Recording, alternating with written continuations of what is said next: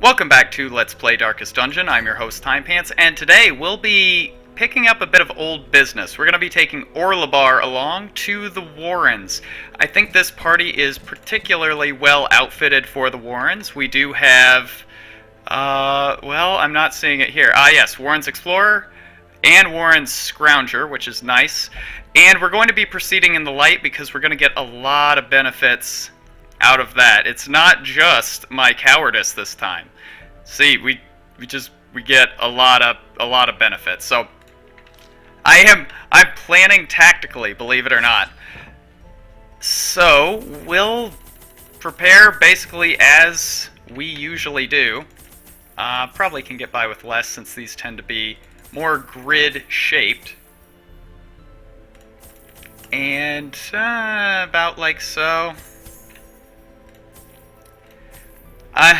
It's always a struggle knowing how to prepare for the Warrens because you really can run into bleed with those cultists.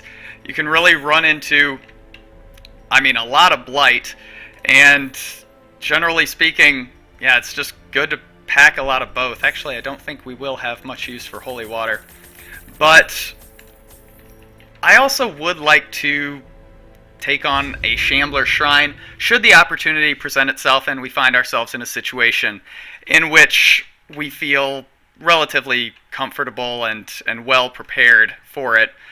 Last time, really, the only reason that we weren't able to do that Shambler Shrine, I genuinely do believe, is just because, well, of course, holy water would be nice now, is just because we didn't have the right consumables for the job. We didn't have enough anti-venom. We got a big AoE blight on us early on in that particular fight, and I mean that was really all that it took. I'm thinking up here, and then double back. But yeah, I mean that's really all it took for things to go downhill. 14 points of uncontested damage. We only had one anti-venom, and we had 3 of our 4 characters blighted. It was just kind of a bad situation. I do think this party is pretty great, even though we don't really have a healer and we don't have someone to mark for our Arbalest to get a lot of benefit out of. This is basically the same as that ultimate party that we ran not too long ago where we didn't even need to camp.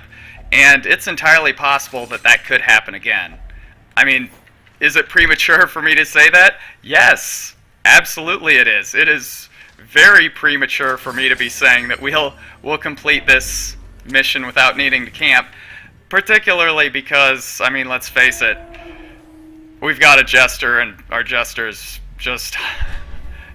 in general are just hot garbage. So, like, I don't want to be excessively negative, but they're really, I hate you. So, ooh, thank you.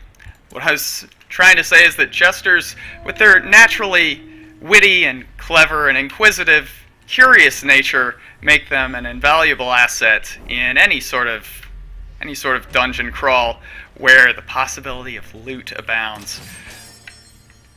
At the risk of making this an incredibly boring run, I do promise that we will get around to actually fighting some bad dudes, but at this point, it's kind of intriguing to me just to see how far we can get without fighting anybody. Like, do you think we can finish the mission without an encounter? Like, that would be pretty funny, and if that worked, I mean, we'd just go right back out with the same group. But, I mean, how cool would that be if we could finish this, this medium dungeon? It's looking right now like we probably won't be able to get away with absolutely no encounters, but 1 encounter, maybe 2, is looking exceedingly likely. And I want to see how far we can stretch it. Maybe that's arrogant to the point of folly, or maybe just boredom, but let's see. I think we will have to concede one encounter here then we'll come back up, Now, go around, the darkness and holds dominion. see if we can do this. Black as death. Yeah, see if we can do this with just 2 encounters. And if that's the case, we'll just go back out and we'll call this one a doubleheader. The match is struck. A But blazing this is star great. born. I mean, we've got a good party here. I think we're well set up for... How do you want to do this? Harvest is interesting, because we can get the bleed on both, right? 90% chance to hit. For 4 bleed, this is 5. It's difficult. Okay, here's what I'm thinking. We'll swing on both. Okay. Great, we did it. Mission accomplished. Alright, we can go home now. No, we'll swing on both. And then we'll see about stunning... eeny, meeny, miny... You? I mean, we basically have... I don't want to say guaranteed, but a close to guaranteed stun here. That would be 4 damage, plus 4 damage for the bleed, and then 4 damage on his next round, and he's dead. Okay, I like this. So he's dead. He doesn't know it yet, but he is dead. And now we kind of have our pick of how we want to fight this. I like the Ancestor's Coat on the Jester. 50 dodge is pretty good. I mean, it's not insane. Like, it's not unbelievably powerful. Because, I mean, this is a champion level dungeon. 50 dodge is not, it's not a guarantee, but I like it a lot. Okay, and now I think we can do Suppressing Fire. Okay, that's fine. Suppressing Fire, we get 1 kill. Confidence surges as the enemy This one's dead. This one's hurt. I wish this one could have gotten the debuff. But a Slice Off, with that much damage and that much bleed, he's dead too. Great. And now, we try and get a stun here, and we'll be able to say that we handled this fight pretty nicely. Obviously, if we don't get the stun, we'll have to... Never mind. I was going to say reassess the situation, but this is perfect. This is how I like Great. it. 2 kills. Now, she's just not really going to have much to do other than heal, but that's not really a bad thing. Right? So, pack the bandages on. I did pack to try and make sure that she had kind of a quick option here. I tried to mitigate the speed loss. Early riser means that she's actually coming out positive here. But I wanted to make sure that she at least had a chance to participate, even a little bit, in a healing capacity before the enemy had a chance to really tear us apart. That was beautiful. That was a spectacular encounter. Like, I mean, I was going to say we couldn't have planned it better than that, but I mean, I specifically planned it to be just like that because I'm the greatest. But that went beautifully. Like, I don't know if the A team is an apt comparison. It totally is. Look. Oh my god. The Abomination, Arbalest. Do we have... Who else starts with an A? Do we have anyone else? Abomination, Arbalest. Oh my god, we're on to something. Okay. Who gets this? I mean, I think this is kind of an obvious choice just because of the full range of damage that she has. But by the same token, if he shifts, we can get big old ammo real quick. And he's super fast, right? 9 speed. I think this is good. I mean, really, there's no wrong choice there. There was probably a better and a worse, but definitely not a wrong choice. Both of these guys have damage that's just out of this world. And yeah, buffing either of those with a big buff like that should be great. Now, I am sure that some of you are slapping your forehead saying, wait, camp, then drink from the keg. And you're not wrong. As a matter of fact, you're exactly right. That's exactly what I should have done. But at this point, I'm thinking maybe we don't camp. Now, I know this is like immersion breaking and, you know, my immersion. Okay, I really do wish you guys would watch your step a little bit more. Thank you, Ancestor. I'm glad you echo the sentiment. I wonder if they would make firewood, like, resellable for really, really cheap. Wouldn't that be cool? You resell your firewood, and... There we go. Okay. A lot of hunger events here. I'm really glad that we found that food early on. But if they made it resellable only if you completed the mission, that would really incentivize going out and trying to push your luck as far as you could. Okay, who do we want to get rid of? I don't think this is bad. I would like to get rid of Wield Phobe. I mean, that's expensive. Flagellant and Ruminator. This one's really only irritating, like mildly annoying. This one is actually bad, specifically for the Abomination.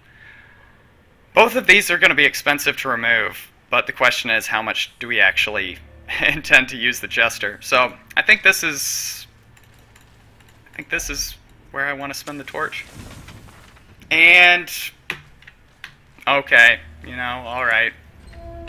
Like I said, it's annoying. Okay, so this should be our final encounter. And then, we're only 11 minutes in. I say we go out and have us another run. How does that sound? Transform. Skadoosh. Alright. And now, let me think here. Oh. Ooh. I mean, I could just get the kill here, but I think that's a waste. Oof.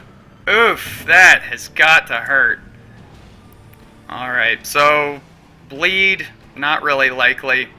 I mean, best case scenario, get some bleed? No. Well, that's fine. And then, hopefully we can get a kill here with the Iron Swan. Wow, that was actually exceedingly unlikely. That's okay, Weaken Prey is like, I mean, in this case, annoying, but not that bad. He's gonna get his turn. I'm gonna revert. Please actually don't get the kill here. Wow, okay, well, you know, perhaps the turning point. Of all the ways to not get what you want, that has got to be one of the better of them, so, okay. Let's continue adventuring. I'm gonna camp to try and get the stress off here. Now, this could backfire. This absolutely could backfire. A chance to steel oneself against the coming horrors. I'd like to get the stress off. Let's see. All companions reduced by 15. I mean, no. Let's turn back time. Sharpened Spear.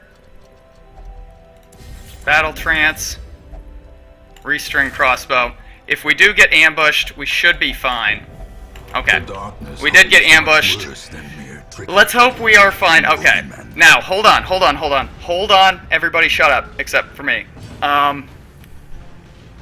Okay. Who marks and who bites? Oh my god. Did I forget? Who marks, who bites? I think these mark. I think these mark. You know what? I don't feel bad about this.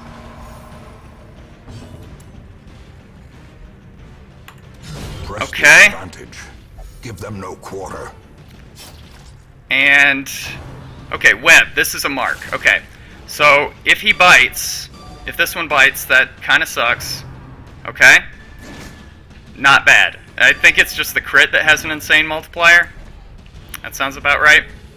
But this should be... Well, this is a giant waste, but alright. But this should be finished. I mean, this is done. Yeah. And a little bit of stress relief for everyone else. Cool.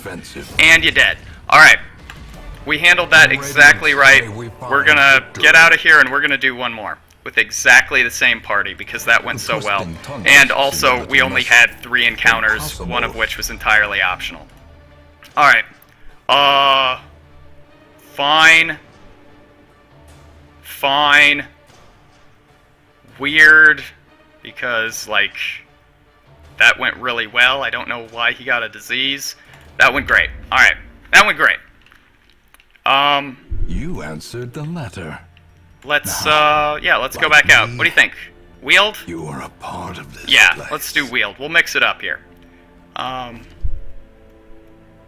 I think this is good. Let's go. Alright, and unfortunately we didn't get a lot of benefit out of that, like, in terms of our finances. But, overall, fine. Like, really, honestly, that went very well. But yeah, let's hope this time around we can make a little bit more money. I am getting a little bit bored of running in the light, so starting from the next episode, we'll start going back in the dark. But yeah, I'd like to Soak the soil. I'd like to get Sucking all the life Orlebar from these to level wolves. 6 here. That would be a great Let way us burn out to this evil. that'd be a great way to finish this little run here. So I know that, like, yeah, I know that the big retail release is coming soon, and I think I messed up when I said, like, the release date. I googled right before the episode because I did want to talk about it, and it said that the release date was, we'll think about it. All right, serious, we'll think about it. It said that the release date was February 9th, but yeah, it turns out that it is actually July, or not July, oh my god. June, what? No. Okay, stop. I've exhausted all of the J months except for the right one. January 19th, and that's awesome. I'm very excited. What an occasion it's going to be.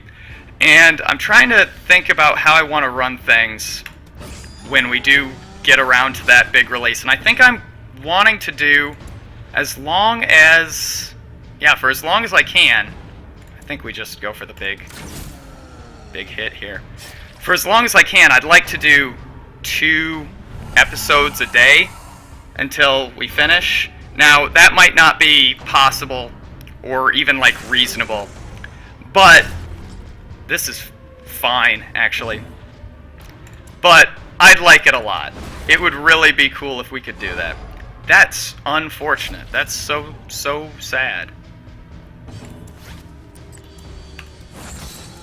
So, yeah, I mean, I think it's...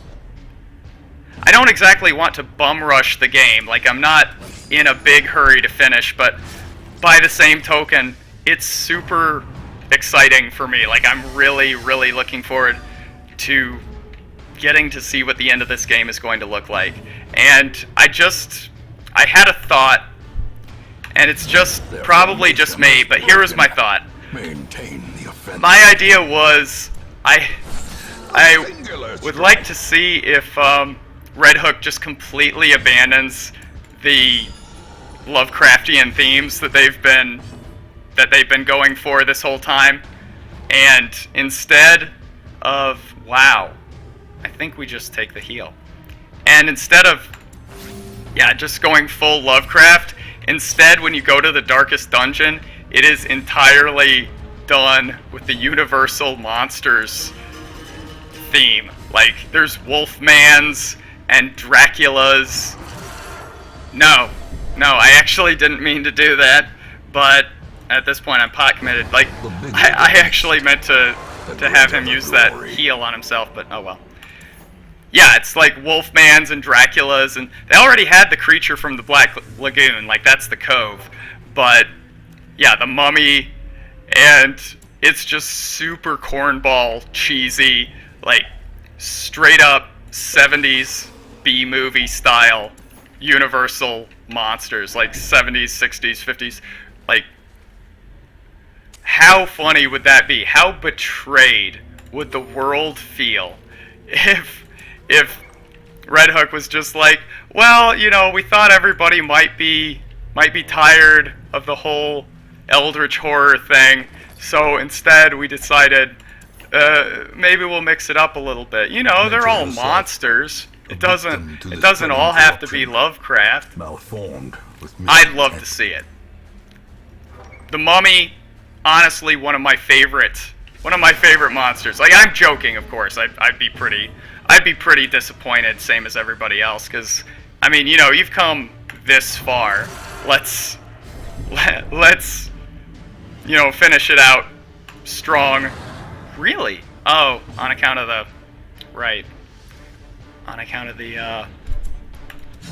the whole rabies thing, right? But yeah, I think that would be really funny. Like, I love the Mummy as a character, like as a monster. I know it's like corny and cheesy and like the absolute like from pummeling. kind of I mean, obviously I can't say objective, but from kind of a rational standpoint, the Mummy is just a ridiculous monster, right? I mean, he's slow, he's like, you know, shambling is a word that is thrown around a lot, and I think to the point now of almost being meaningless. But yeah, there's this slow, lumbering monster that is really, truly not scary to anybody who's like older than the age of, like, say 8. But yeah, I love the idea of, you know, the Mummy curse, like, you know, these alone does not dissuade the Egyptologists, these archaeologists digging up the you know, the pyramids, and what they find is not, you know, it's not something truly chilling or anything like that. It's just this really unfortunate curse that you just kind of can't get rid of. It's like a bad persistent cough more than like this terrifying existential dread, a la, I mean, take your pick, anything else. Surges as the enemy like crumbles. Vampires, scary. Maybe not now in 2015 that they've kind of become a punchline, but you know, Wolfman's scary. They're giant, ravening, slobbering dog monsters that will eat you flesh and bone, right? But yeah, the Mummy, just an annoying, obnoxious curse that you can't really get rid of. Anyway, so yeah, I'm not saying like, boy, I really hope they put mummies in Darkest Dungeon. You know what Darkest Dungeon needs more of? Mummies. No, that's not my premise here at all. But on one hand, I think it would be absolutely hilarious to see Red Hook just go completely balls out on it. Mummies, dude. Have you ever seen Bubba Hotep? Oh my goodness. If you haven't, do yourself a favor. Watch Bubba Hotep. Like, you know, a lot has been, I think a lot has been made of that movie if you're internet people like I am.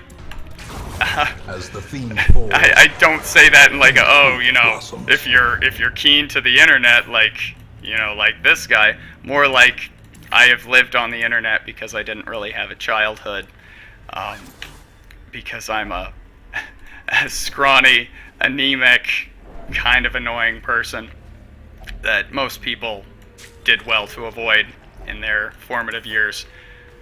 But yeah, as much as was made of that movie, it is one of the, I think cult classic, again, is a word that's thrown around a lot, but this is truly, truly deserving of that title. Check it out. It's just perfect. Like, if if you dig like that sort of tongue-in-cheek comedy and you don't mind the trauma-esque B-movie veneer of that, the movie. Oh my god, check it out. Very funny, and it does feature, and let me make my pitch here. Continue the onslaught. Elvis, Destroy Bobby them Kennedy, all. both supposedly dead. No, in fact, not. They're living in the same retirement home that gets invaded by a mummy, and they have it out like old folks style. And like, I'm a big Elvis fan, and I love this version of Elvis because he's just played in this way where he's just like, I've seen some shit and nothing really impresses me anymore. And yeah, the dude who plays Bobby Kennedy, not exactly who you would typecast for the role. Like, he's a black dude, and he has like the most natural delivery ever, because the funniest way to deliver comedy is through sincerity. And he is, without a doubt, the most sincere comedian, like comedic actor I have ever seen in my entire life. Just side-splitting, amazing stuff. Check it out. You will not be disappointed. I promise you. I can't overstate this. Check out Bubba Hotep. I realize I'm probably not giving it the pitch that it deserves, but you will not be disappointed, I promise you. Probably a bit of a waste there, but Holy Water doesn't get a lot of mileage in this particular dungeon. It's nice we can avoid that. That's good. But yeah, oh, okay, and sorry, there is one more thing, again, for you good internet people out there. Elvis is played by Bruce Campbell. Okay, there, I said it. If I can't entice you to go see Bubba Hotep with that particular sales pitch, then nothing's going to convince you. But yeah, Bruce Campbell plays Elvis and is perfect in the role. Perfect in every way. I really like how Rend works. Is that what it's called? Rake. I really like how it works, how it has that rolling buff that stacks with itself. That's very cool. I think this is worth... Yeah, I think that was worth the sacrifice. And if we can get a kill here... How do we want to do this? I think we want to kill the marker. Unfortunately, all of these guys, they're, yeah, when these guys come out of stun, this marked target is going to take a beating. So we do need to close this out a little bit faster than we have been. How are you looking? I think we let this guy live. I don't think he can do enough damage to really concern us. However, there we go. Okay, beautiful. And rake? Yeah, I like that. Slowly, gently. So, I was thinking about, I was thinking about lepers. Like, not in the biblical sense, although I think that means something other than the way that I was using it. Biblical, yeah, I probably shouldn't have used that. But I was thinking about lepers with regards to how they're considered to be, and I think rightly so, one of the worst classes in Darkest Dungeon. I think justifiably so. I mean, they're not particularly strong. I hate you for not doing that sooner, you wonderful character. No, I think that lepers, I was going to say jesters, and I wouldn't be wrong, are pretty poor overall. And especially in a game with like Hellions, men-at-arms, Man's at arm. Crusaders, they're subpar. They don't measure up. That's for sure. And I was trying to think how they might be made better. And I saw something interesting that it kind of tickled my brain a little bit. It kind of got me thinking. What if they had protection, like a way to bypass protection? That's something that nobody has innately, just as a skill. I mean, the Houndmaster has it, and at times its usage is warranted. How do we want to do this? I think we just kill the marker. Yeah, at times its usage is warranted, but it is a weak attack. I mean, it's just not very strong, just to put it in the nicest way possible.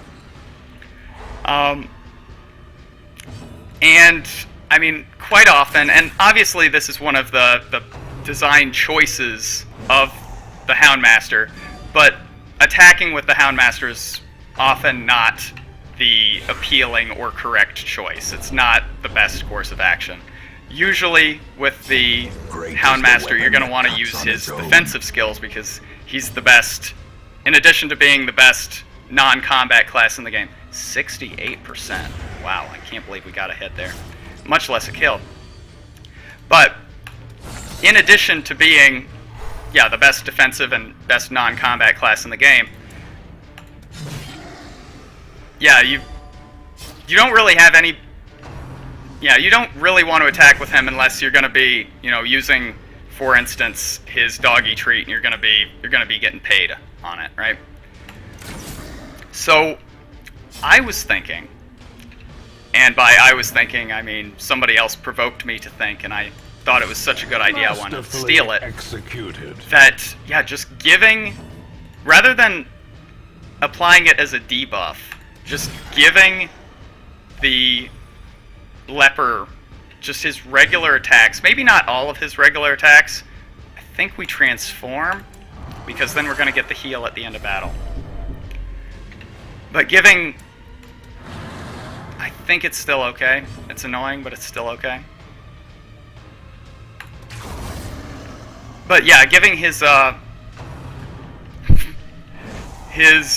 attacks just bypass 20% of protection, or something like that. It's unique. It's something that nobody else has.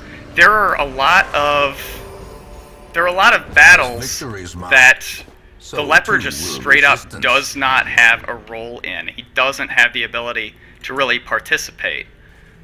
What do I mean? Like, think about the hag fight. In the hag fight, your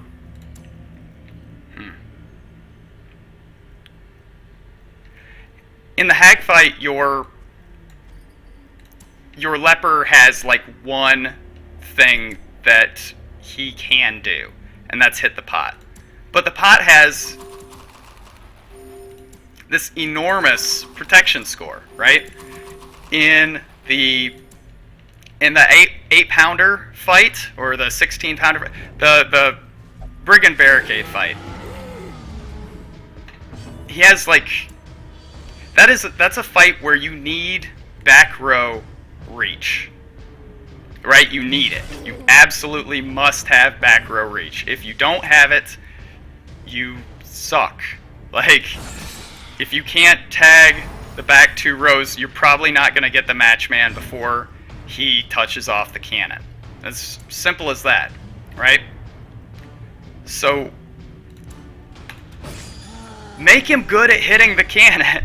Make him good enough, that's annoying, make him good enough to be able to hit the cannon and hurt it, and actually get some mileage out of this damage that is supposed to be his bread and butter. I don't think it's a bad idea. As a matter of fact, I think it's a fantastic idea. Like, it would be a great way to incentivize using the leper in battles that have that's annoying, have historically just been just an absolute no-go for him. Like, it's not even acceptable to even... I'm really regretting deciding to keep moving here. But yeah, it's a really good way to incentivize bringing the leper along in battles where otherwise he just simply doesn't have a role. Like, think about the... This is getting stupid. Think about the... what is it? The Formless Flesh fight, okay? That's an absolutely devastating fight to take the leper in, because he's just... This has really become exceptionally annoying. It's just a terrible fight to take the leper in, right? Because he's just never able to hit the targets that you want, right? He's never able to reach those hard-to-reach enemies, or those hard-to-reach sections of the Formless Flesh, because he has no reach. So, if he's only able to hit the front two, then let him get some big damage. Let him get some big damage and convert. Just against, you know, those two sections of the Formless Flesh that he's able to reach, which do tend to have very, very, very high protection totals. I don't think it's unreasonable at all. So I'd really like to see that. Size has no intrinsic That merit. was a terrible Unless encounter. Inordinate exsanguination be considered a That's virtue. cool. That is a nice trinket. I think we do keep going.